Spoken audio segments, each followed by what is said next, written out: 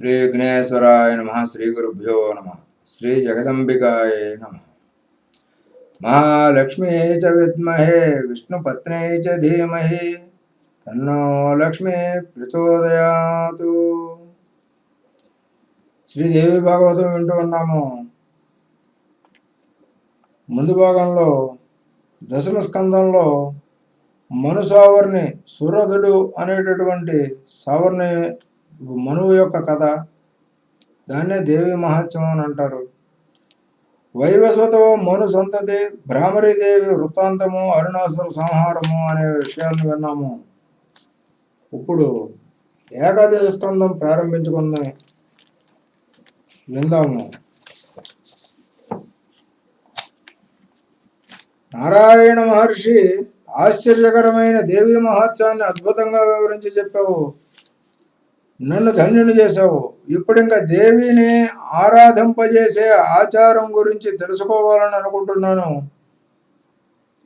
ఏ ఏ సదాచారాలను పాటిస్తే అమ్మవారు సంతోషించి కృపావృష్టి కురిపిస్తుందో తెలియజేయి అని అడిగాడు. సదాచార నిరూపణం. నారద, అడగవలసిందే అడిగావు. సదాచారాన్ని అనుష్ఠిస్తే చాలు, దేవి సంతోషిస్తుంది. తెల్లవారి లేచింది మొదలుకొని పడుకునే వరకు సజ్జనులు చేయవలసిన దినచర్య ఏమిటో చెబుతాను విను.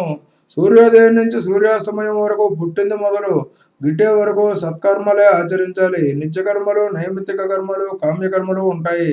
వీటిని శ్రద్ధగా చేయాలి. నింద్య కర్మల జోలికి పోకూడదు. జీవికి కడదాకా సహాయంగా నిలిచేది ధర్మం ఒక్కటే. తల్లిదండ్రులు కానీ, భార్యాపుత్రులు కానీ, జాతి మిత్రులు కానీ, జ్ఞాతి మిత్రులు కానీ ఎవరు నిలవరు. అందరూ ఆచరించవలసింది ధర్మమే తనకు సహాయకారి. అందుచేత సాధనలన్నింటినీ ఉపయోగించుకుని ధర్మాన్ని సమకూర్చుకోవాలి. అదే చీకటి నుంచి వెలుగులోనికి నడిపిస్తుంది. ఆ ఆచారమే ఉత్తమోత్తము. అదే ఆయుర్వర్ధకము, వంశవర్ధకము, సర్వసంపద్వర్ధకము, పాపనాశకము, శుభప్రదము. ఆచారాన్ని మించిన ధర్మం లేదు. వ్యాపారాలలో సుఖప్రదము. అజ్ఞానులే సంసార సాగరంలో కొట్టుమిట్టాడే వారికి ఇది ధర్మద్వీపము, ముక్తి మార్గ ప్రదర్శకము. ఆచారం వల్ల శ్రేష్టత లభిస్తుంది. ఆచారం వల్ల కర్మం ఫలిస్తుంది. దానివల్ల జ్ఞానం లభిస్తుంది. ఇది మనువు చెప్పిన వాక్యము. ఆచారం అంటే ధర్మాలలోకెల్లా ఉత్తమోత్తము, పరమ తపస్సు. జ్ఞానాది సర్వ విషయాలకు అదే సార్థకము. శాస్త్రీయమని లౌకికమని ఈ ఆచారం రెండు విధాలు.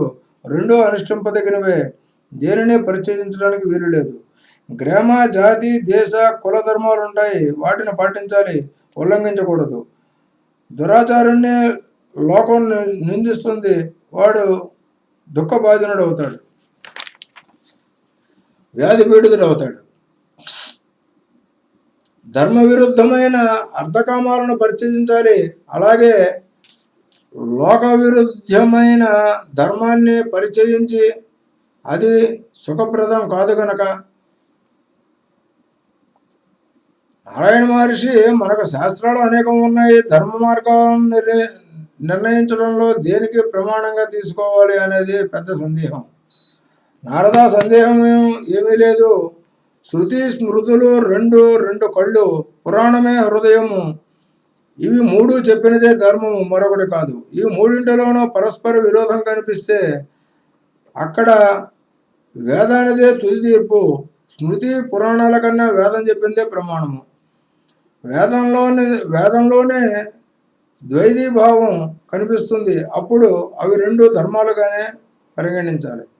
స్మృతులలో ద్వైవీభావం కనిపించినా ఇంతే, వేదంలో సరిచూసుకోవాలి.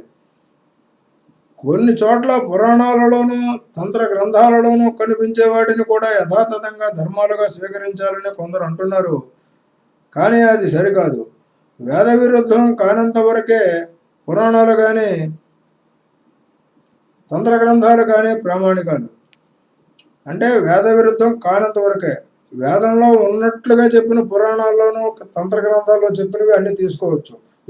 వేదానికి వ్యతిరేకంగా చెప్పింది పరిచయించాలి. ప్రత్యక్షంగా శృతి విరుద్ధమైన ధర్మం ఎవరు చెప్పినా అప్రామాణికమే. అంటే వేదానికి వ్యతిరేకంగా చెప్పింది, అప్రామాణికమే. ధర్మ మార్గ నిర్ణయంలో సర్వదా వేదమొక్కటే పరమ ప్రమాణము. దానికి అవిరుద్ధంగా ఉంటే స్మృతులు, పురాణాలు, తంత్రగ్రంథాలు చెప్పినవి కూడా కొండొకచో ప్రామాణికాలు అవుతాయి. మరింకేది ప్రామాణికం కానేరదు. వేద ధర్మాన్ని కాదని ఇతర ప్రమాణాలను అడ్డుపెట్టుకుని ఆ మార్గాలలో నడిచేవారి కోసం యమలోకంలో నరకకుండాలు సిద్ధంగా ఉన్నాయి. అందుచేత వేదోక్తమే ధర్మం, దానినే ప్రయత్నపూర్వకంగా ఆచరించాలి. స్మృతులు, పురాణాలు, తంత్రాలు, శాస్త్రాలలో ఏది చెప్పినా వేదమూలమైనంత వరకే ప్రామాణికము. కొందరు ఏవేవో శాస్త్రోక్తులను ప్రమాణాలుగా చూపించి, ఏవేవో కుశాస్త్రాలను ప్రమాణాలుగా చూపించి ప్రజలను తప్పుదారి పట్టిస్తూ ఉంటారు. అటువంటి వారు నరకలాగానికి పోతారు.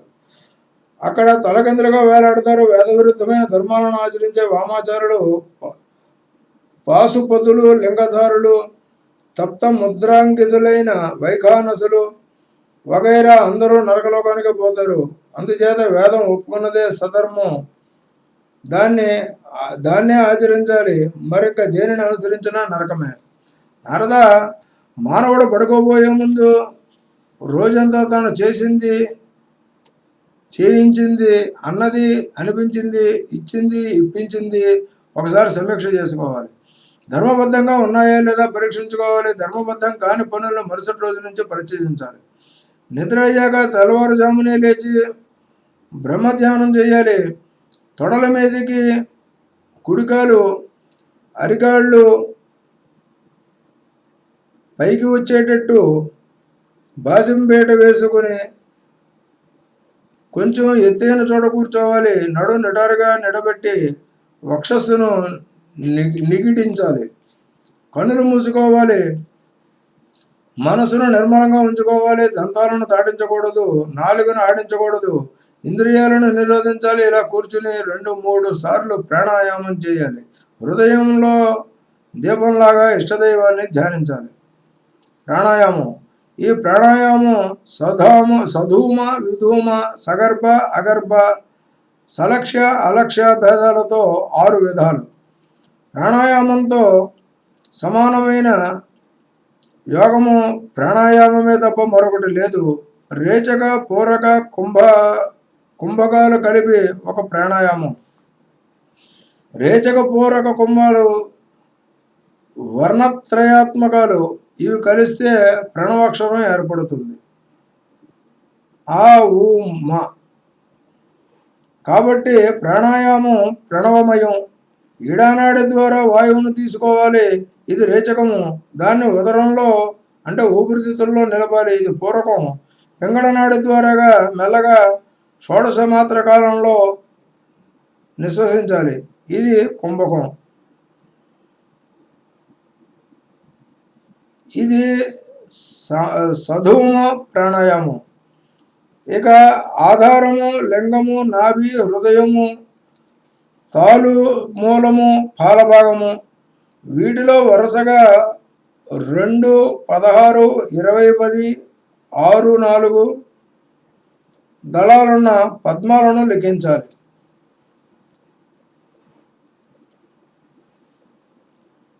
నాసాంతంలోనూ పాల మధ్యంలోనూ డ, ప, క, ఠ వర్ణాలను రచించాలి. అచ్చులను కంఠ ప్రదేశంలో పొందుపరచాలి. హం, క్షం అనే తత్వార్థ యుక్త వర్ణాలను సర్వత్రా ఉంచాలి. ఇలాగా వర్ణమూర్తిని భావించి నమస్కరించాలి. వర్ణస్వరూపిణిని ధ్యానించాలి. ఆ దేవి అరుణకమలవాసిని.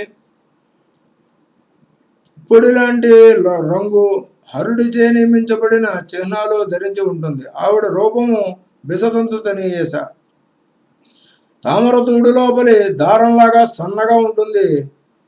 సూర్యుడా, అగ్నిదేవుడా, పున్నమి చంద్రుడా అనిపించే ముఖం, ఉన్నతమైన వక్షోజాలు. ఈ దేవి రూపం హృదయంలో ఒకసారి నిలిస్తే చాలు, అతడు ముక్తుడే. ఓ దేవి, నా పనులన్నీ నీ అర్చనలే.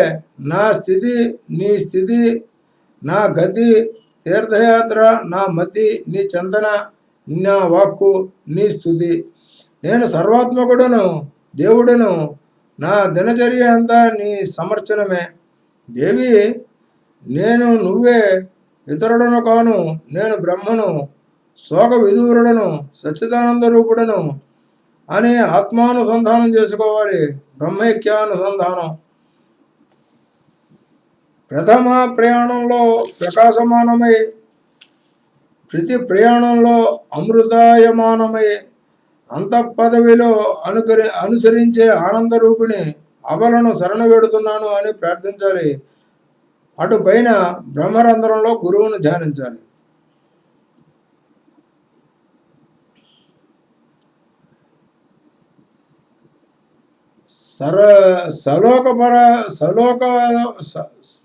సకలోపచారాలతోనూ యథావిధిగా మానస పూజ చేయాలి. నీదాతుడే సాధకుడు ప్రాతకాలంలోనే బ్రాహ్మీ ముహూర్తాన్ని చేయవలసింది ప్రాణాయామ ధ్యాన మానసిక పూజా విధానం ఇది.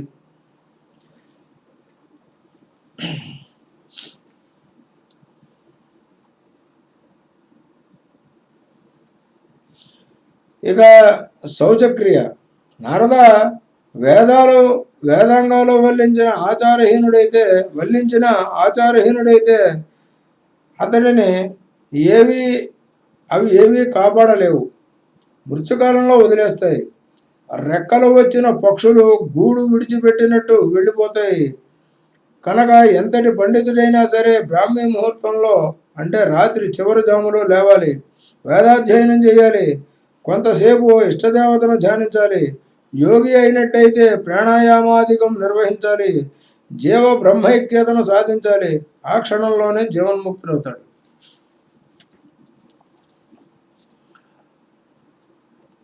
ఇక పంచ ఉషకాల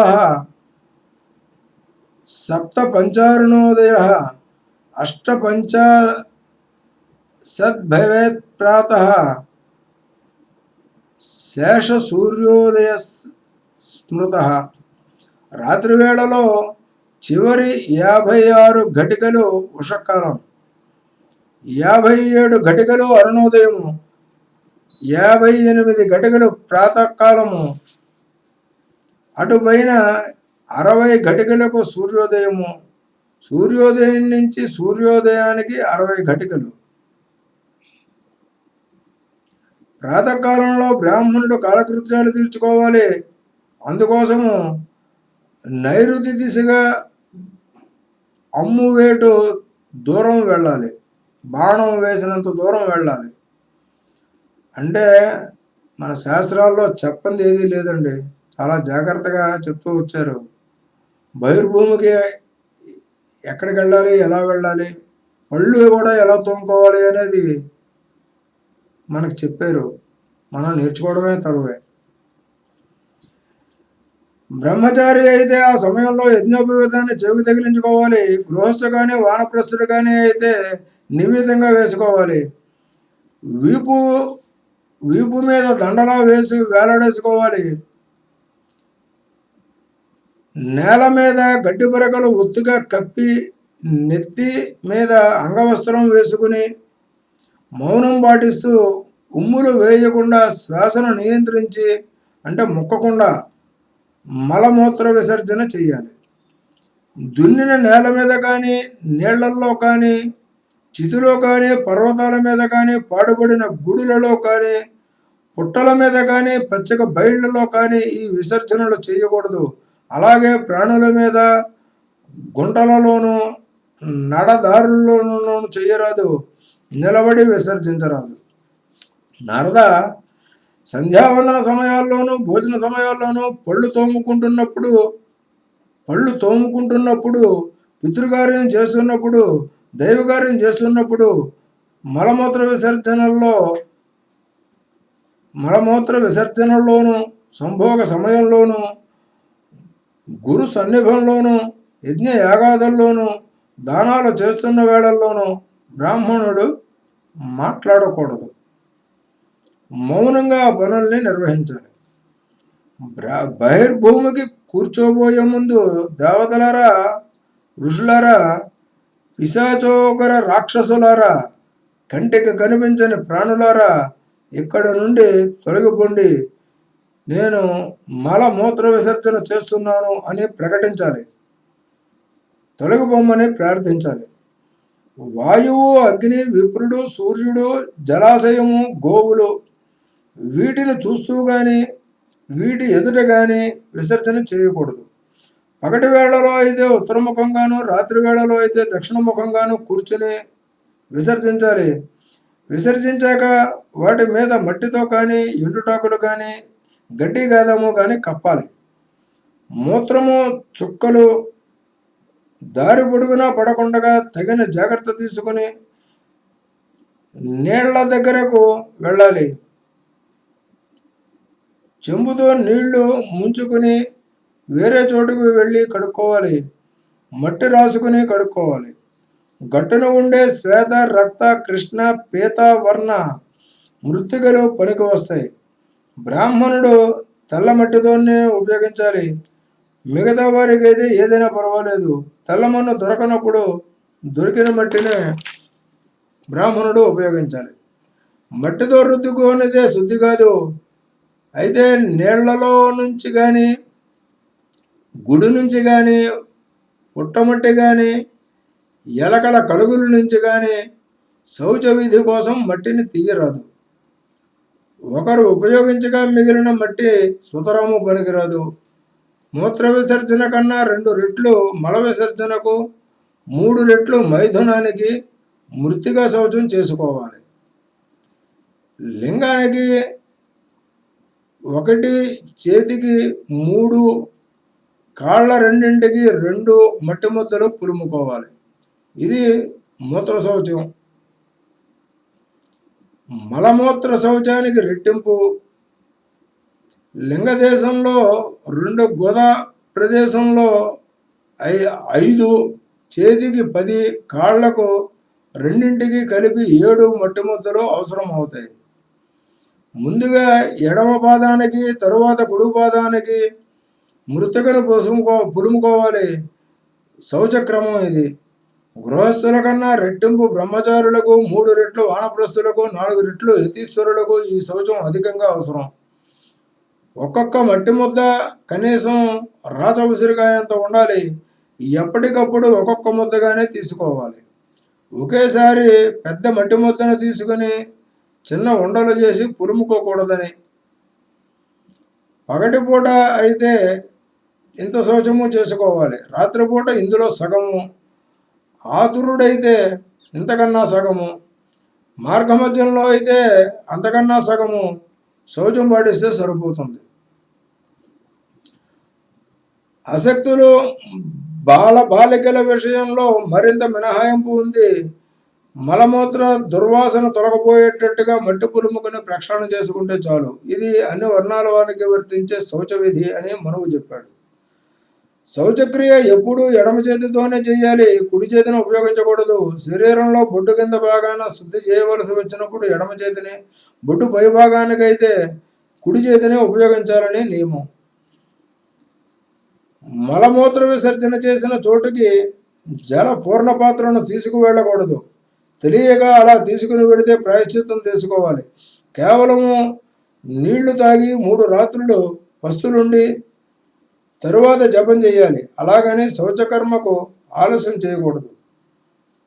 దేశము, కాలము, ద్రవ్యము, శక్తి, ఉపపత్తి వీటిని చూసుకుంటూ శౌచం జరుపుకోవాలి. మల విసర్జనకు 12 సార్లు, మూత్ర విసర్జనకు 4 సార్లు తగ్గకుండా నీటిని గండూషించాలి. ఉక్కిలించిన నీటిని తల వంచి ఎడమవైపుకు ఉమ్మివేయాలి. అటుపైన ఆచమించి శ్రద్ధగా దంతధావనం చేసుకోవాలి. ముళ్ళుండి పాలుగారే చెట్టు నుంచి 12 అంగుళాల పొడవు ఉండేటట్టు చూసి పుల్లను విరుచుకోవాలి. చిటికిన వేలంత లావు ఉండాలి. ఒక కొసని కుచ్చులాగా నలగగొట్టి కానీ, నెమిలి కానీ పళ్ళు శుభ్రంగా తోముకోవాలి. కడిమి, బర్రెంక, మామిడి మేడి, బొద్దుగా, వేప, రేగు పుల్లలు ప్రశస్తం. పుల్లను విరుచుకునేటప్పుడు చెట్టును అనాధ్యాయ మంత్రాలతో ఇలా ప్రార్థించాలి: నా అదృష్ట విశేషం వల్ల ఓషధీపతి చంద్రుడు వచ్చాడు, నా ముఖం కడుగుతున్నాడు. ఓ వనస్పతి, ఆయుర్దాయం, బలము, యశస్సు, వర్చస్సు, సంతానము, పశు సంపద, ధన సంపద, బ్రహ్మజ్ఞానము, మేధాశక్తి నాకు కలిగించు. దంతకాష్టం దొరకనప్పుడు దంతధావనం దంతధావనం చేసుకోరాని రోజుల్లో కానీ నీటిని 12 సార్లు గండూషించాలి.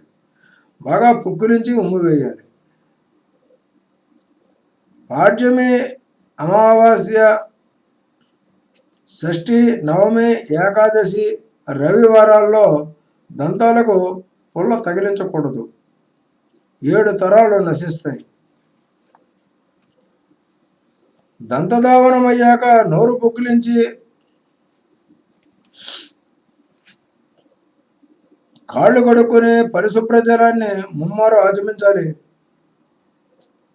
తడి బొటకన వేలు, చూపుడు వేళ్లతో 2 సార్లు నాసికా పుటాలను తుడుచుకోవాలి. అంగుష్టానామికలతో కళ్ళు, చెవులు తుడుచుకోవాలి. అంగుష్ట కనిష్టలతో బొడ్డు తుడుచుకోవాలి. తడి అరచేతితో గుండెల మీద, తడివేళ్లతో శిరస్సు మీద మార్జనం చేసుకోవాలి.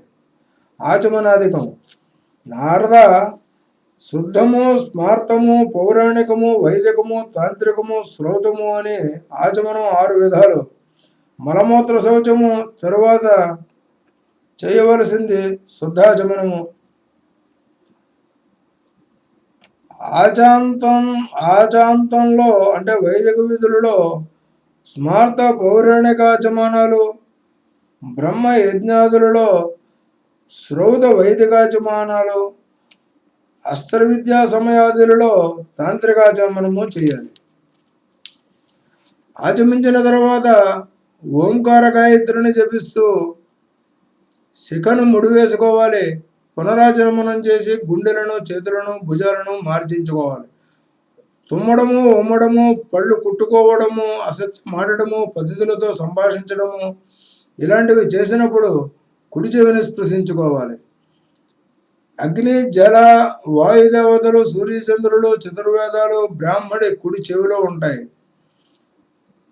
అటుపైన నదికో, నూతికో, చెరువుకో వెళ్ళి ప్రాతస్నానం చేయాలి. శరీరాన్ని పరిశుభ్రపరచుకోవాలి. నవద్వారాల్లోనూ మలినం ఉంటుంది, తోముకుని కడిగి శుభ్రపరచాలి. అగమ్యాగమ, ప్రతిగ్రహ, రహస్య, చరిత్ర పాపాలన్నీ స్నానంతో ప్రక్షాళమవుతాయి.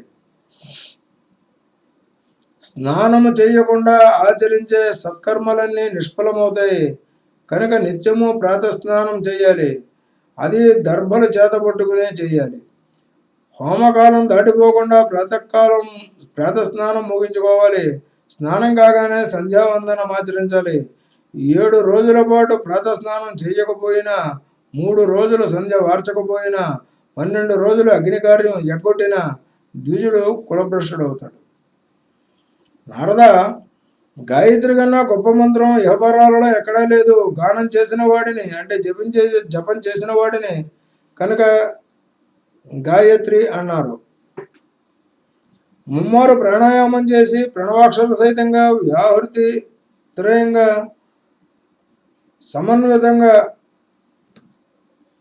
సమన్వితంగా గాయత్రి మంత్రాన్ని జపించాలి.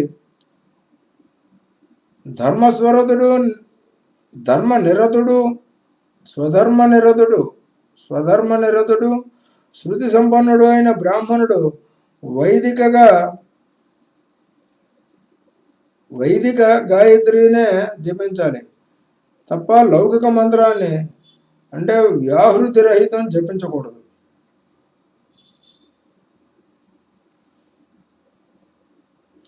మంత్రజపంతో కలిపి ప్రాణాయామం చేస్తే అది సగర్భమవుతుంది. అమంత్రకంగా ధ్యానమాత్రంగా చేస్తే అగర్భం అంటారు. స్నానాంగంగానే దేవఋషి పితృతర్పణాలు పూర్తి చేసి గట్టుకు వచ్చి శుభ్ర వస్త్రాలు ధరించాలి. అప్పుడు విభూతి ధారణ, రుద్రాక్ష ధారణ ఇదే వరుసలలో చేయాలి. ఇక రుద్రాక్ష ధారణ: మెడలో 32 రుద్రాక్షలు, శిరస్సును 40, చెవులకి 6, 6, 2 చెవులకి చెరొక 6, చేతులకు 10, 10, భుజాలకు 16, 16, కన్నులకి ఒక్కొక్కటి, శిఖ మీద 1, వక్షస్థలాన 8 ధరించాలి. అలా 100కి పైగా రుద్రాక్షలు ధరించిన మానవుడు సాక్షాత్తు రుద్రుడే. బంగారంతోలైన వెండి తీగను చుట్టించి రుద్రాక్షను శిరస్సున కానీ, మెడలో కానీ, చెవిన కానీ ధరించితే చాలా మంచిది. యజ్ఞోపవేదానికి ధరించవచ్చు, చేతులకి కట్టుకోవచ్చు. ఎక్కడ ధరించినా నిర్వాచ్యమైన భక్తితో మాత్రమే ధరించాలి, ఆనందంగా ధరించాలి. రుద్రాక్ష ధారణలు శివజ్ఞాన సాధనం. శిఖం మీద ధరించేటప్పుడు తారతత్వాన్ని స్మరించాలి. చెవులకు చేసుకునేటప్పుడు శివపార్వతులను భావించాలి. యజ్ఞోపవేతానికైతే వేదాలను ధ్యానించాలి. చేతులకు కట్టుకునేటప్పుడు దిశలను భావించాలి. మెడలో వేసుకునేటప్పుడు సరస్వతిని, అగ్నిని స్మరించాలి. అన్ని ఆశ్రమాల వారు, అన్ని వర్ణాల వారు ఈ రుద్రాక్షను ధరించవచ్చు. విప్రుడు మాత్రము మంత్రపూర్వకంగానే ధరించాలి. రుద్రాక్షలు ధరించిన వాడు సాక్షాత్తు రుద్రుడే అనడంలో సందేహం లేదు. చూడకూడనివి చూసినా, వినకూడనివి విన్నా, అనకూడనివి అన్నా, చేయకూడనివి చేసిన అన్ని పాపాలు రుద్రాక్షమాల ధారణతో తొలగిపోయి, ఇతడు ఏది తింటే అది దేవుడు తిన్నట్టే, ఏది తాగితే అది శివుడు తాగినట్టే, ఏది వాసన చూస్తే అది శివుడు వాసన చూసినట్టే. ఇంత పవిత్రమైన రుద్రాక్షలు ధరించడానికి సిగ్గుపడితే 1,000,000 జన్మలకైనా మోక్షం కలగదు. రుద్రాక్షలో ధరించిన వాడిని చూసి పరీక్షించేవాడిది శంకర జన్మ అనడంలో సందేహం లేదు. రుద్రాక్షలు ధరించడం వల్లనే రుద్రుడికి రుద్రత్వం, బ్రహ్మకు బ్రహ్మత్వం, మునులకు సత్య సంకల్పము సిద్ధిస్తున్నాయి. రుద్రాక్ష ధారణ కన్నా పవిత్ర కార్యం మరొకటి లేదు కనుక ఇవి ధరించిన వారికి భక్తితో ఏది దానం చేసినా దాత సర్వ పాప విముక్తుడే శివసాయుధ్యం పొందుతాడు. శ్రాద్ధకాలంలో రుద్రాక్షధారిని భక్తగా పెట్టుకుంటే పితృదేవతలు సంతోషిస్తారు. రుద్రాక్షధారుల కాళ్ళు కడిగి శిరస్సున జల్లుకున్న, లోపలికి పుచ్చుకున్న పాప విముక్తి, శివలోక ప్రాప్తి ఖాయం. రుద్రాక్షను పొదిగిన ఏ ఆభరణాన్ని ధరించినా చాలు, సిగ్గుపడుతూ పైకి కనిపించనీయకుండా ధరించినా పర్వాలేదు. సమంత్రకంగానో అమంత్రకంగానో ఎలాగో అలాగ ధరిస్తే చాలు, పాప విముక్తి, జ్ఞానప్రాప్తి నిశ్చయంగా కలుగుతాయి. రుద్రాక్షల మహిమను వర్ణించి చెప్పడం ఎవరి వల్ల కాదు, ధరించవలసిందే, అనుభవంతో తెలుసుకోవలసిందే. రుద్రాక్షలు భేదాలు: నారాయణ మహర్షి రుద్రాక్ష మహిమ గురించి చాలా గొప్పగా చెబుతున్నావు, కారణం తెలుసుకోవచ్చునా? ఒకప్పుడు కుమారస్వామి ఇలాగ అడిగితే, శంకరుడు చెప్పింది నీకు తెలియపరుస్తున్నాను, నారదా విను. వెనకటికి త్రిపురుడు అనే ఒక దైత్యుడు ఉన్నాడు. సర్వదిజేయుడు, బ్రహ్మాదేవి దేవతలందరినీ పీడించుకు తినేవాడు. అందరూ వెళ్ళి శంకరుడితో మొరపెట్టుకున్నారు. అప్పుడు శంకరుడు అఘోరం అనే మహాశస్త్రాన్ని ధ్యానించాడు. అది సర్వదేవతామయము, ఘోరాది ఘోరమును. 1000 దివ్య సంవత్సరాలు దాన్ని ధ్యానించి కనులు 3 తెరిచాడు. బాష్ప జల బిందువులు రాలిపడ్డాయి. ఆ నీటి నుంచి, బిందువుల నుంచి మహారుద్రాక్షలు అనే వృక్షాలు ఆవిర్భవించాయి.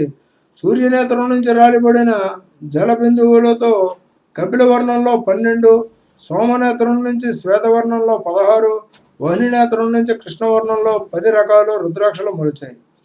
శ్వేత రక్త మిశ్రమ రుద్రాక్షలు, కృష్ణ రుద్రాక్షలు 4 వర్ణాలకు ప్రతీకలు. ఏకముఖ రుద్రాక్ష సాక్షాత్తు శంకరుడే. బ్రహ్మత్యాది మహాపాతకాలను సైతము తొలగిస్తుంది. ఇక ఏ ఏ రుద్రాక్షకి ఏ రూపము ఏ శక్తి అనేది చెబుతూ ఉన్నారు వచ్చే భాగంలో తెలుసుకుందాము. స్వస్తి శ్రీ జగదంబ అర్పణ వస్తు.